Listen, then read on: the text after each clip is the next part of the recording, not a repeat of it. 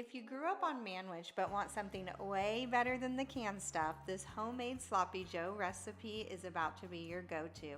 Big flavor, super easy, and perfect for a busy night. Let's make it.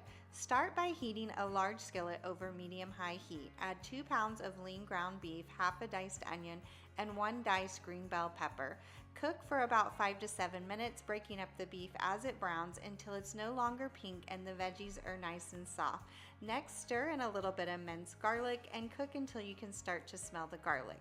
Now for the sauce. Add in some ketchup, apple cider vinegar, Worcestershire sauce, brown sugar, a little Dijon mustard, chili powder, salt, a little pepper, and a little bit of water to make it saucy. Stir until everything is well combined.